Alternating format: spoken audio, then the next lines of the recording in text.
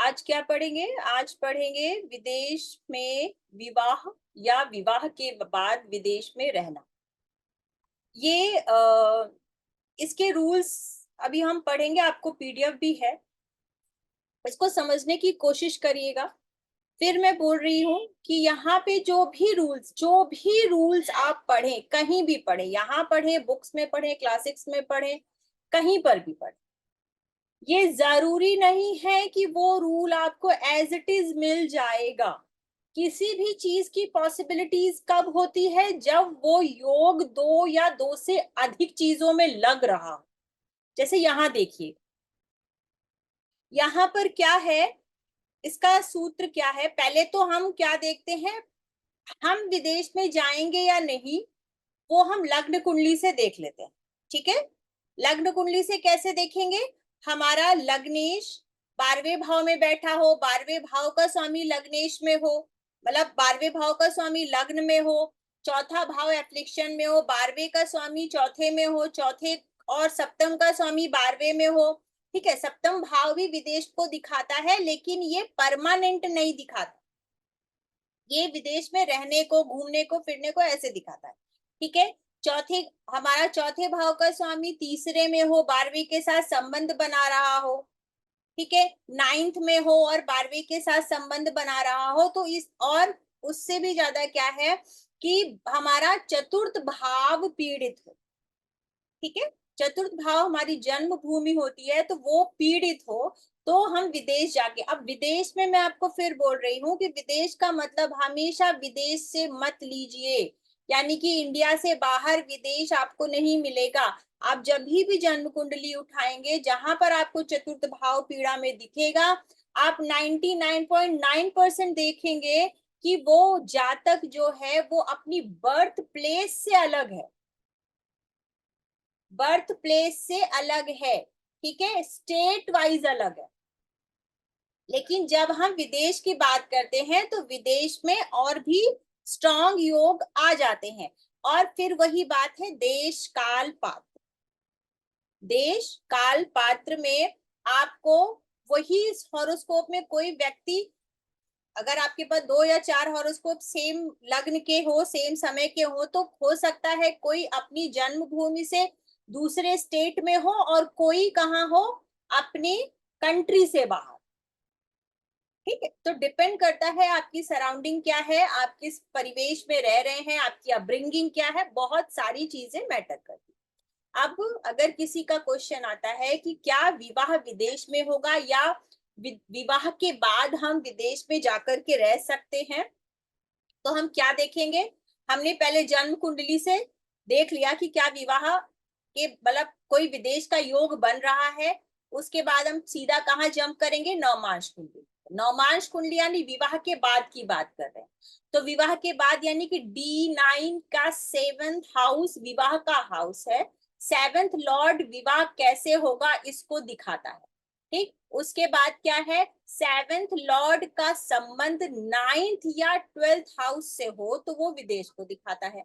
9th house क्या है? लंबी यात्राएं। और 12वां भाव क्या है?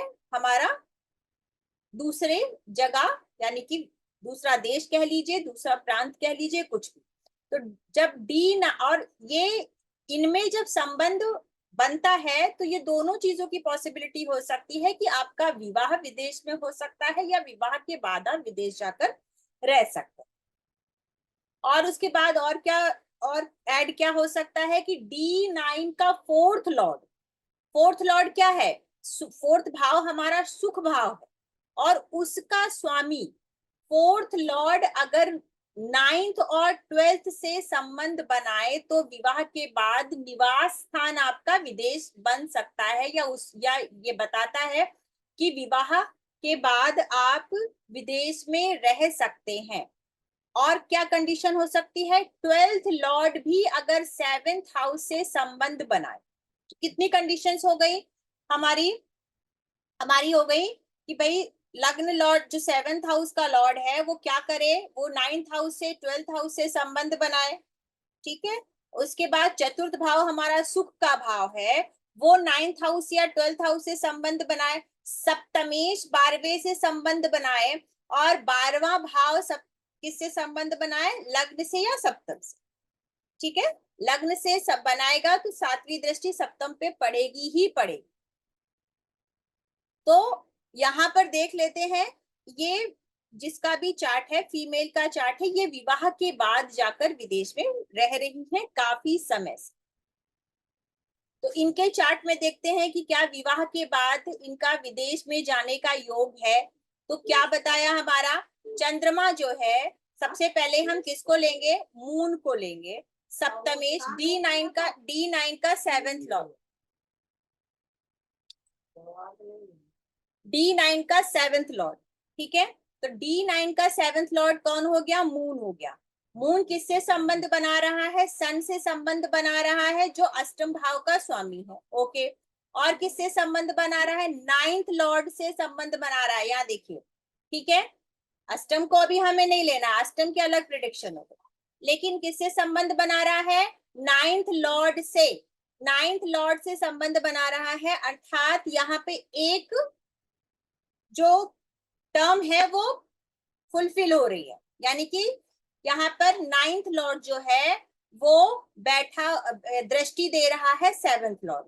ठीक, और उसके बाद जो आपका 12th लॉर्ड है वो किसको, कहां पर आके बैठा है, लग्न में आके बैठा, और कहा किसको दृष्टि दे रहा है, सप्तम भाव को दृष्टि दे रहा है। ठीक है, सप्तम भाव को दृष्टि दे रहा है।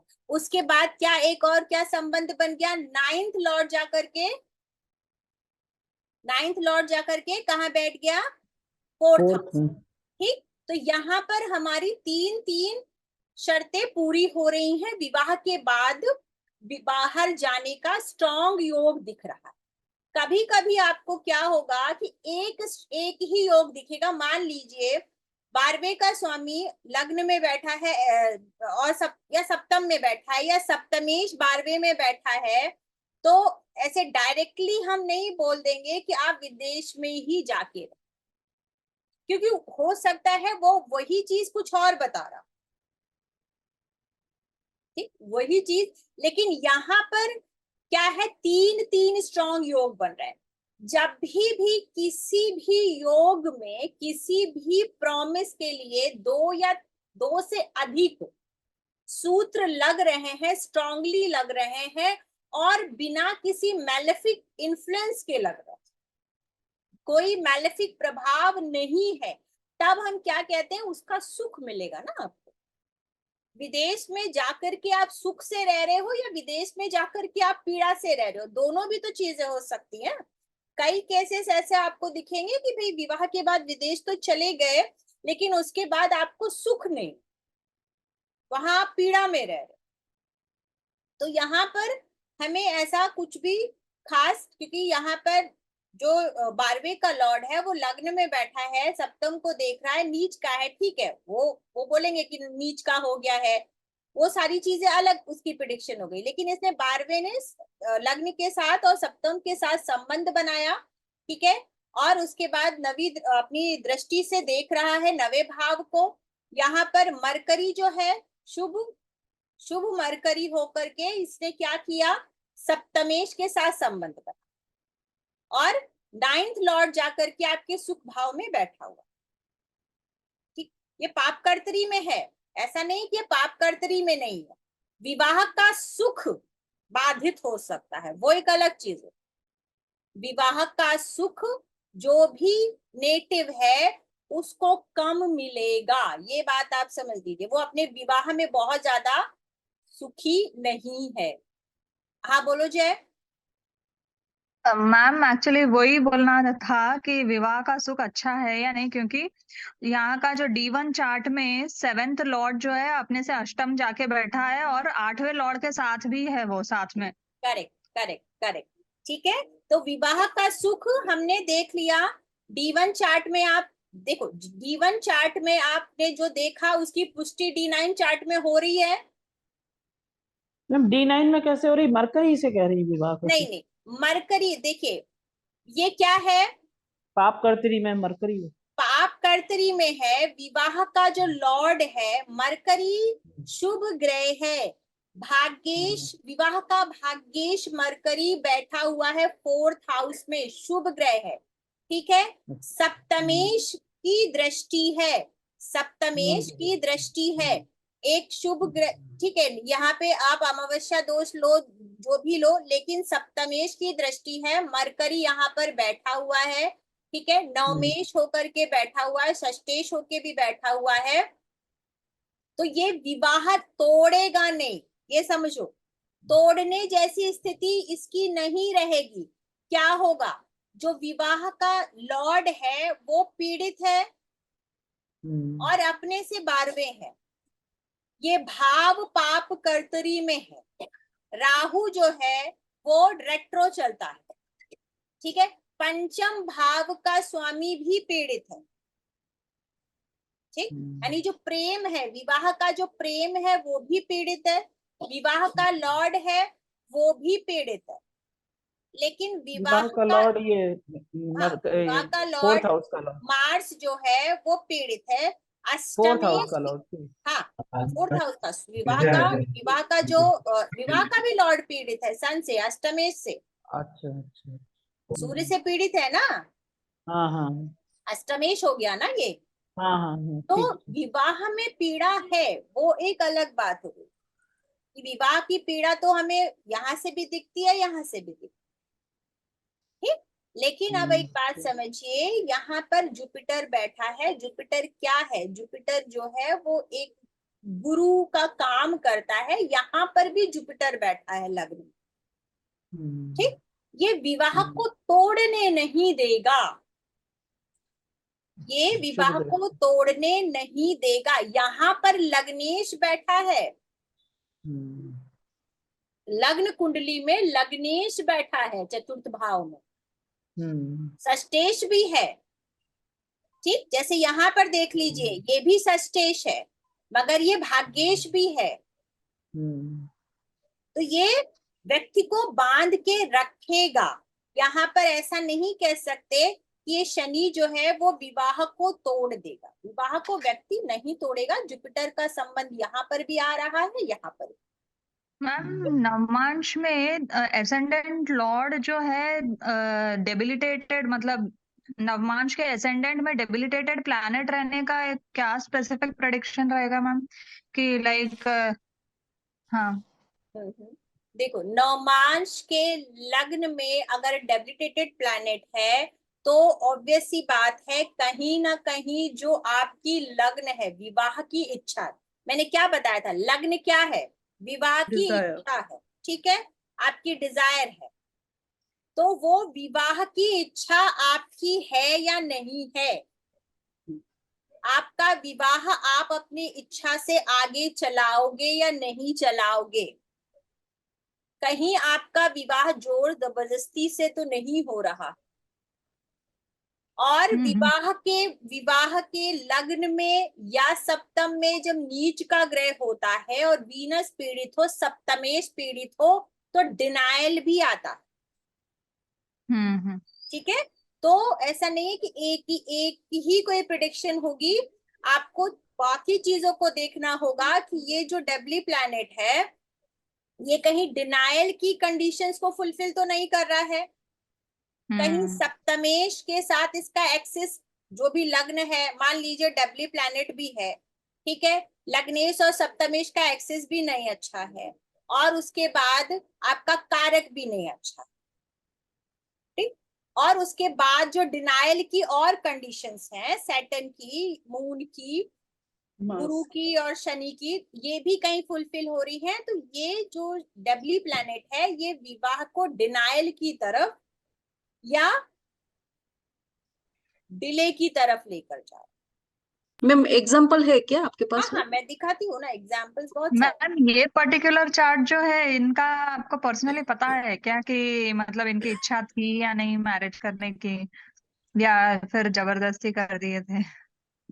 नहीं, देखो कैसा है ना, अगर हमें नहीं भी पता है तो भी हम पता कर सकते हैं कि एस्ट्रोलॉजी का मतलब ही यही है कि आपका अगर षष्टेश का संबंध आता है, ठीक है, षष्टेश का संबंध आता है, अष्टमेश का संबंध, स्पेशली षष्टेश का जब संबंध आ जाता है सप्तमेश या लग्न के साथ, तो कहीं ना कहीं विवाह की इच्छा नहीं।